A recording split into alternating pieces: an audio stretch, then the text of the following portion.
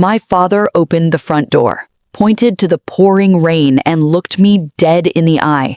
He didn't scream. He just whispered, "We don't keep thieves in this house." I was 16. I had $10 in my pocket and nowhere to go. 13 years later, I bought the building he was standing in. My name is Maya Vance, and this is how I erased them. I'm 29 now. Most people know me as the founder of Lumina Keck, the company that revolutionized foster care education. But before the magazine covers and the accolades, I was just the bad seed, the problem child. Let's go back to that night, October 14th. A storm was hammering the East Coast, the kind of rain that feels like it's trying to wash the world away. I was sitting on the living room rug, my backpack dumped upside down, and there it was, Grandma's diamond choker, the one worth 50 grand. It was tangled in my gym clothes. My little sister, Bella, she was 12, the angel of the family, the ballet dancer, the golden child, stood behind my mom, sobbing fake tears. Bella pointed a shaking finger at me and said, "I saw her take it, Mommy. She said she was going to sell it to buy drugs." Drugs? I was a straight-A student. I was the captain of the debate team. I had never touched a cigarette, let alone drugs. But in our house, narrative mattered more than truth. Bella was the fragile one, the one who needed protection. I was the independent one, the difficult one because I asked questions. My mother looked at me with a face I will never forget. It wasn't anger, it was disgust. Pure, unadulterated disgust. "I didn't do it," I pleaded. My voice was cracking. "Check the fingerprints, check the safe logs. Bella knows the code." "Stop lying," my father roared. That was the only time he raised his voice. "You stole from your own grandmother. You tried to pawn off this family's legacy." He didn't wait for an explanation. He didn't call the police. He wanted me gone. He grabbed my arm, hard enough to bruise, and dragged me to the door. I was wearing a thin hoodie and pajama bottoms, no shoes. He shoved me onto the porch. The wind instantly whipped my hair across my face. "Don't come back until you learn to be a human being," he said. And then the deadbolt slid shut. Click. Have you ever heard a sound that ends your life? That click was the end of Maya, the daughter. I banged on the door for an hour. I screamed. I apologized for things I didn't do. The rain soaked through my clothes in seconds. It was freezing. My teeth were chattering so hard I thought they'd crack. I looked through the window. I saw them.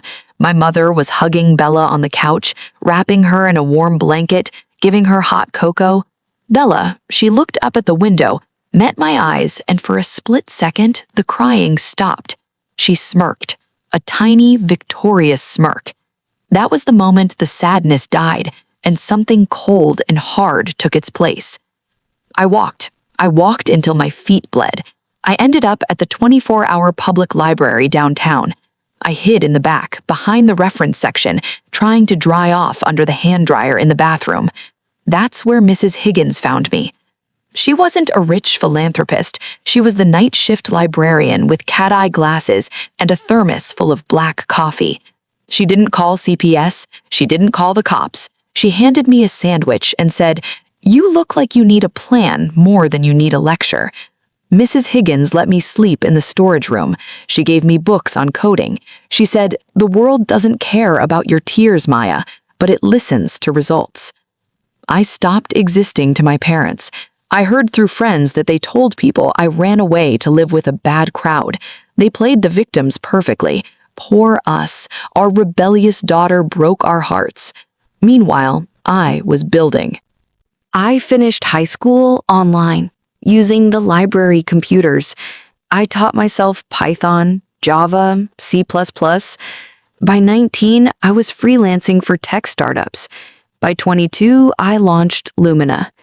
My goal wasn't money, it was autonomy. I wanted to build a system where kids like me, kids thrown away by the people supposed to love them, could get an education without begging for it. Lumina exploded.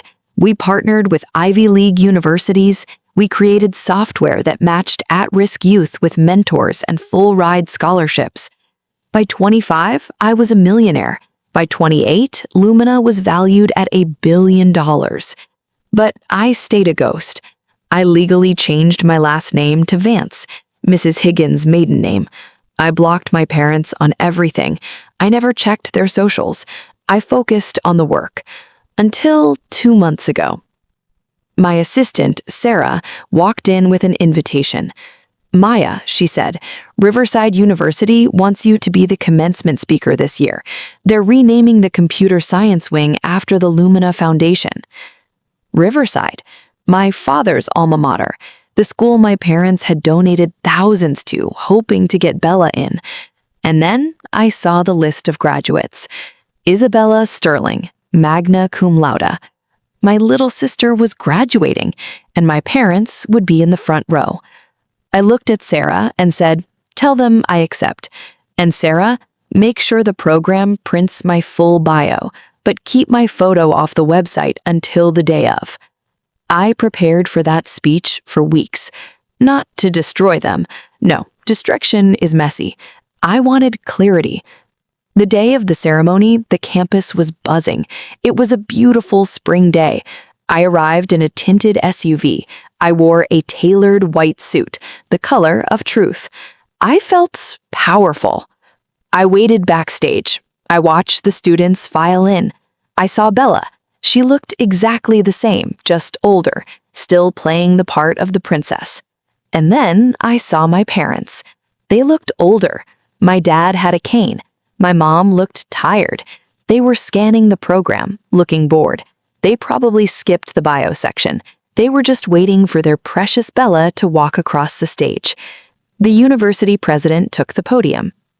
"Ladies and gentlemen," he announced, his voice booming over the speakers, "it is my distinct honor to introduce a woman who turned adversity into an empire, a woman who has single-handedly funded the education of over 5,000 students, the CEO of Lumina Tech.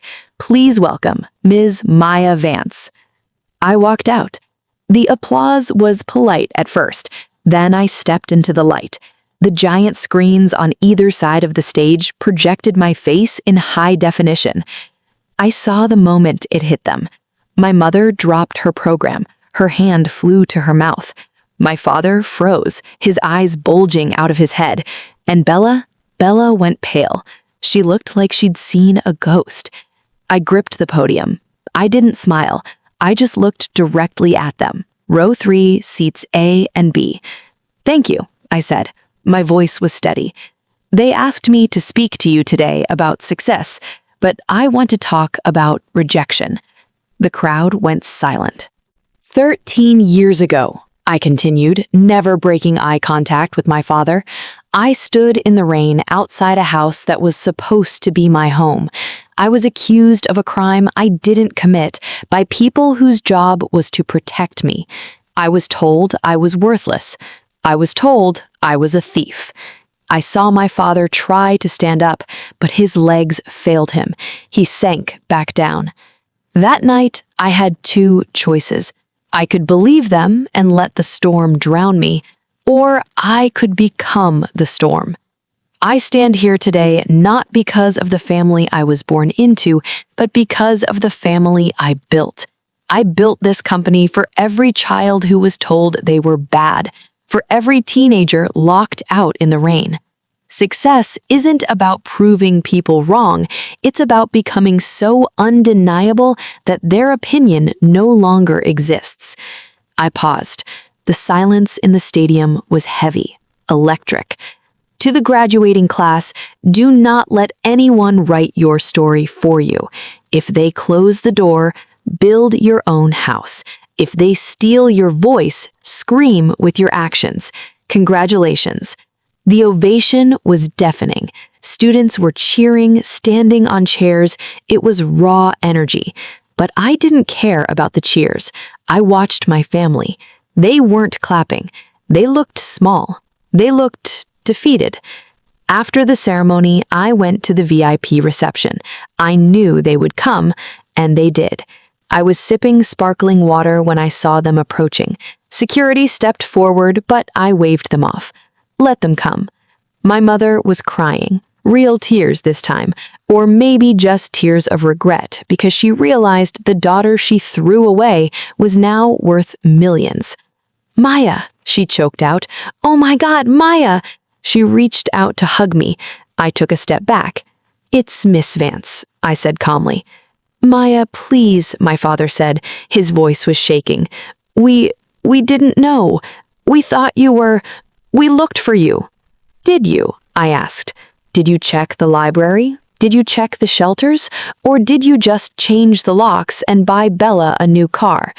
Bella was standing behind them, looking at the floor. "And you," I said, looking at my sister, "the necklace. Did you ever tell them?" Bella looked up. Her eyes were wet. I sold it. For concert tickets and a fake ID. I was scared." My parents whipped around to look at her. The truth, 13 years late, finally landed.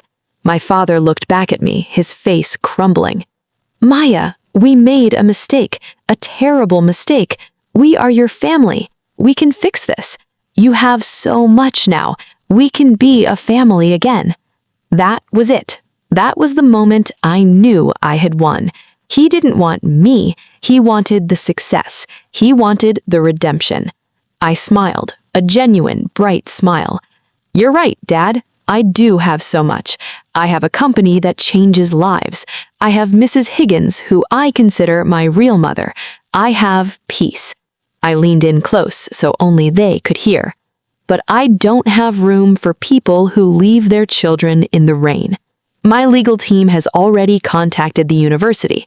The scholarship fund, it specifically excludes anyone from the Sterling family line. Bella will have to pay her own way for grad school. "Maya, you can't be this cruel," my mother sobbed.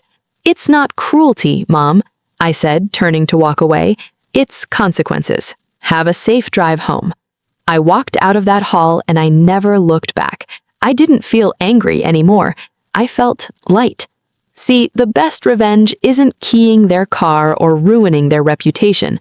The best revenge is taking the stones they threw at you and building a castle they can't get into. If you are out there feeling like you're alone in the storm, keep walking. The library is open, the future is waiting, and you are strong enough to build your own empire. This is Maya Vance, signing off. If this story lit a fire in you, hit that like button. It helps us reach more survivors. Subscribe for more stories of resilience. And tell me in the comments, what's the biggest obstacle you have overcome? I read every single one. See you in the next one.